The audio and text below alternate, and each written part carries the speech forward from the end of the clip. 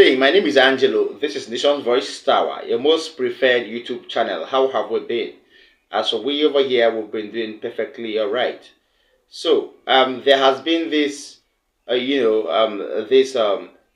Let me call it a tale amongst the people in this recent government of Bola Ahmed Tinubu about a particular sale or an alleged, fraud in the Nigerian National Petroleum Corporation (NNPCL) about members of the former President Muhammadu Buhari's cabinet who allegedly made away with billions and trillions of dollars because of or as a result of some fraudulent activities and operations that were not accounted for to the federal government coffers. All right, so I decided to check about this because if this government is really taking it serious, even after the fact that they know so well that the former administration was still from them, but they are still probing this particular case.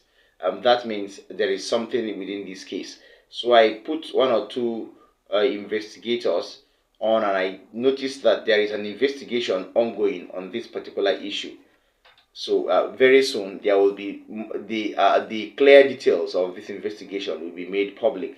But before we wait for the investigators to get done and submit their claims or their findings to the government, I think it's better for us to have a grip on this information. So it has been exposed how the former administration of former President Muhammadu Buhari and his cabinet allegedly looted via an upfront sale of crude oil worth $32.7 billion. This is the money involved. This is big. This amount of money is quite outrageous, right?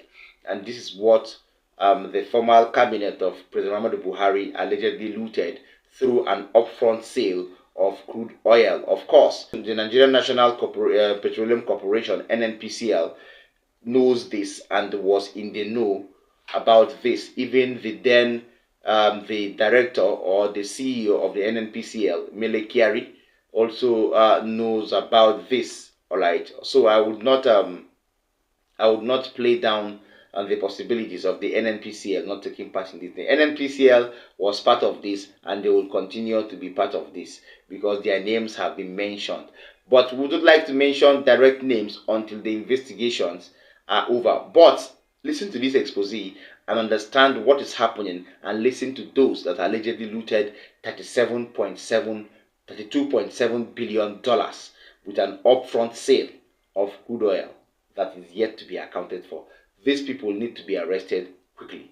Some members of the former President Muhammadu Buhari's administration have allegedly been caught in a fraudulent operation that revealed that they sold upfront a 1-year crude oil production of about 468 million barrels worth over $32.7 billion at $70 per barrel, and never remitted the funds realized into the account of the Federation.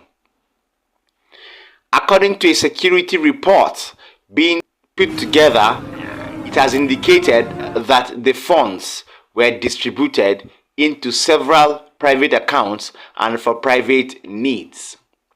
Further investigations into the matter are really ongoing right now.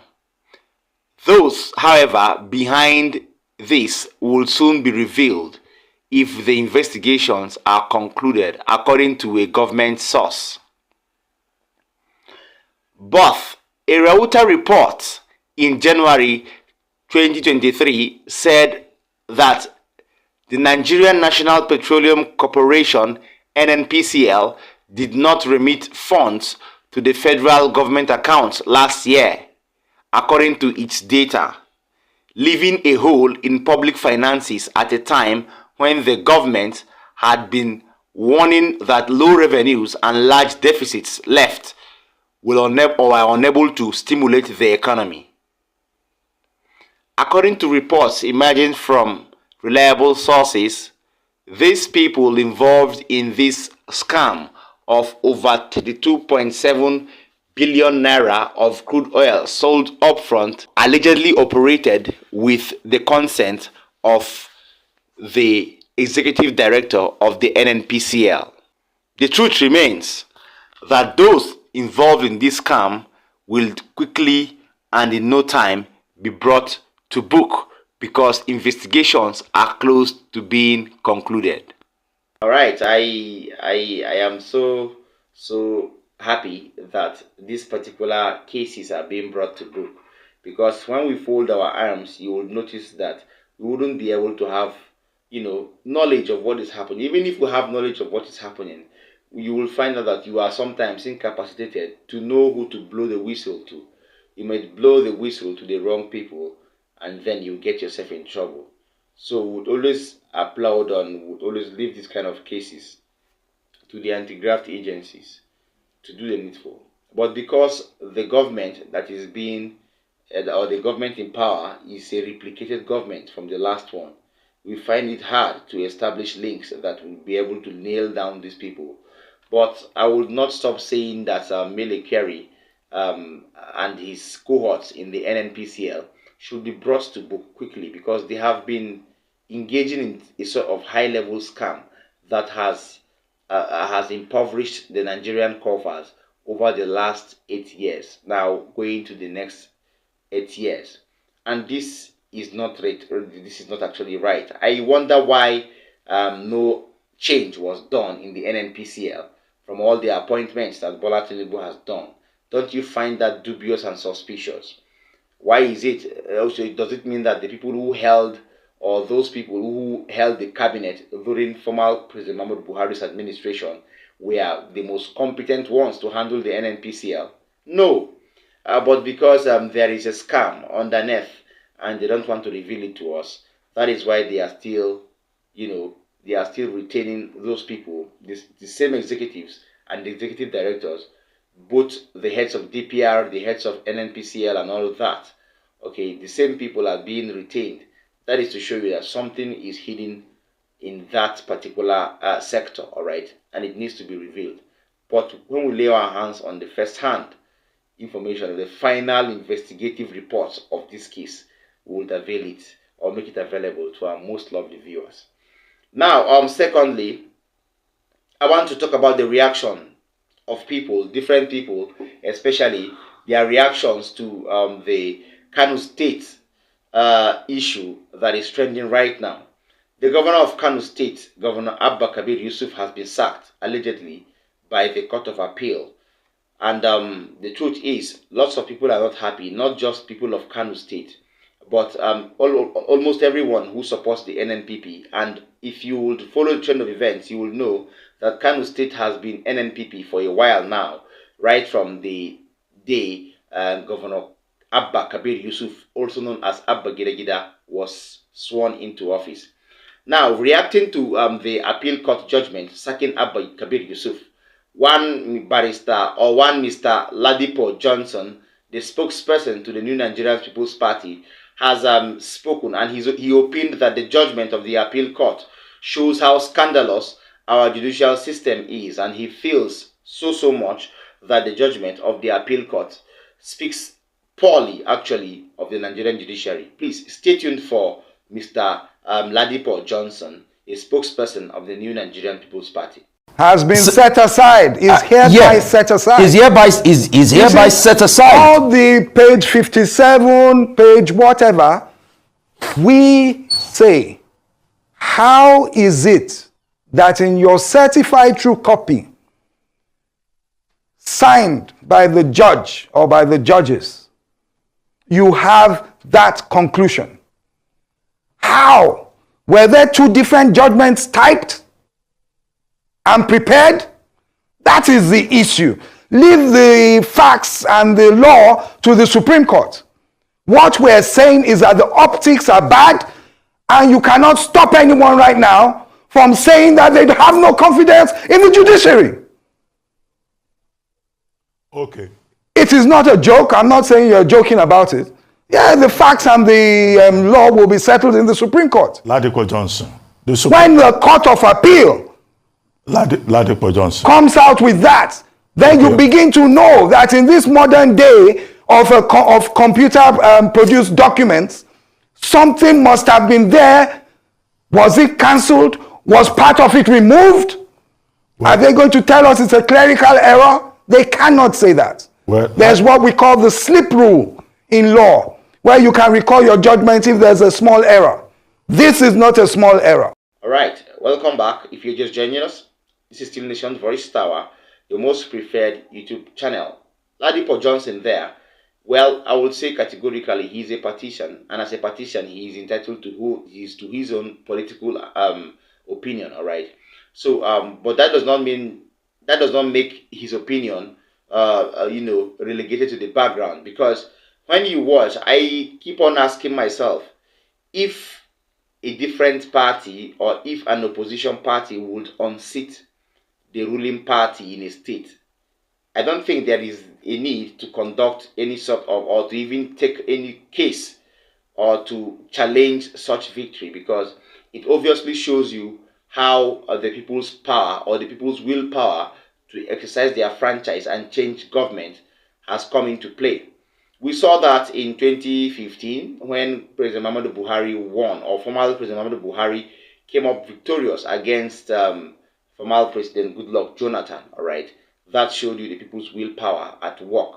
So I don't know why the APC even went further to challenge the victory of Abba Kabir Yusuf in court. That shows you that there was a foul play there, and everybody is pointing hands at the judiciary for being part of this foul play.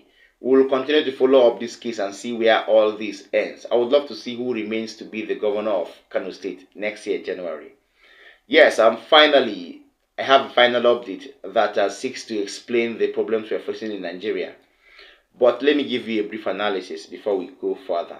Our problems in Nigeria actually don't seem to be we, but according to Peter Obi, they are the leaders that we have, first of all. But according to Libros Oshoma, a barrister, that is a legal practitioner, he feels that the problems of Nigeria are not lack of laws, rather they are lack of the willpower of Nigerians to implement these laws.